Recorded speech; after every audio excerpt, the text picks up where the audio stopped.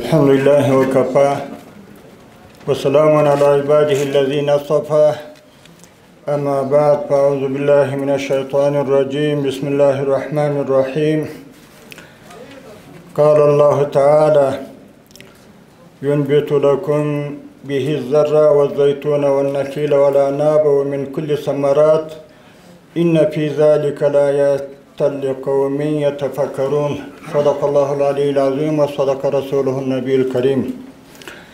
د افغانستان اسلامي امارت محترم و حاضر و مسؤولین و مجاهدینو دهقانانو ورونو تجارانو پانګوالو د رسنۍ استاد او محترمو میلمنو السلام علیکم ورحمت الله وبرکاته. د خوشی ځای دی چې نن ورځ د کرنې او مالدارۍ وزارت په هڅو د مالدارۍ او کرنیزو محصولاتو لپاره د کورني او بهرني بازار موندنې په موخه د افغانستان د مالدارۍ او کرنیزو محصولاتو په مهم نندارتون کې ګډون کوم. افغانستان یو کرنیز هیواد دی چې له نیمایي زیات وګړي په مستقیمه او غیر مستقیمه توګه د کرنې او مالدارۍ په سکتور کې بوخت دي او له دې لارې هم حلاله نفقه ګټي او هم د هیواد په ملي اقتصاد او اقتصادي وده کې د پام وړ ونډه لري. او تر ټولو مهمه دا چې ځانونو ته یې په خپله کار پیدا کړي او پر دولت یې فشار راکم کړي. افغانستان د حاصلخیزو ځمکو پاکو اوبو او متنوع اقلیمي شرایطو په لرلو سره د کرنې په برخه کې د پام وړ ستر بالقوه ظرفیتونه لري. له دې امله زموږ په هیواد کې په هر موسم کې د مختلفو محصولاتو په برخه کې کرنیز فعالیتونه ډېره ښه نتیجه ورکوي. په ننني نندارتون کې په نړیواله کچه مشهور د افغانستان مختلف کرنیز او مالداري اړوند محصولات نندارې ته وړاندې کیږي چې په دې کې د کرنې، باغدارۍ او مالدارۍ پروسس شوي بېلابېل ښه کیفیت لرونکي محصولات، تازه او وچې میوې، زعفران، طبي بوټي او نباتات، غلې دانې، مثمر او غیر مثمر نیالګي، کرنیز تجهیزات او نور محصولات شامل دي.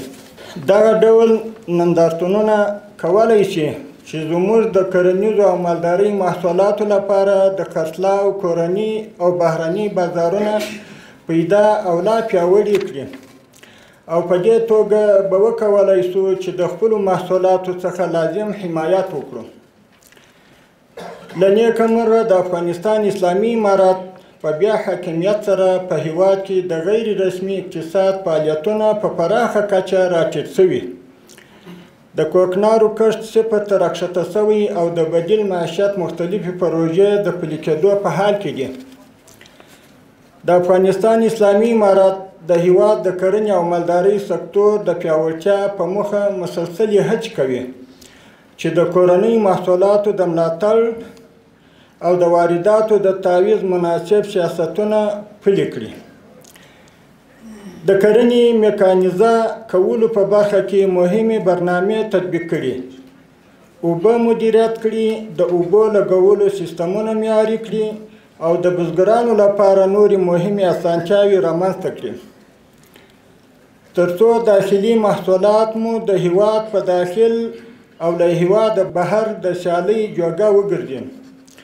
په دې سره نه یوازې زموږ د خوارکشو بزګرانو ژوند ښه کیږي بلکې د هیواد اقتصادي ودې او پراختیا سره هم د پام وړ مرسته کیږي.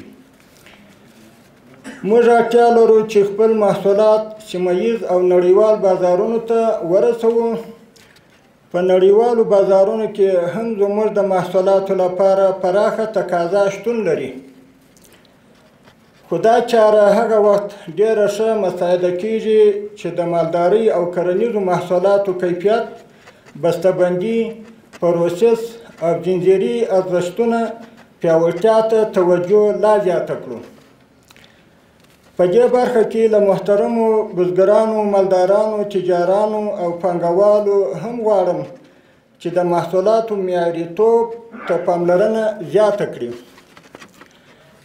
اسلامي امارات په دې هڅه کې دی چې د کورنیو کرنیزو او صنعتي محصولاتو لپاره داسې بدیلې لارې او مستحکم مارکیټونه پیدا کړي چې پر اقتصاد محوره پالیسۍ ولاړ وي او د ماشومانه سیاستونو تابع نه وي.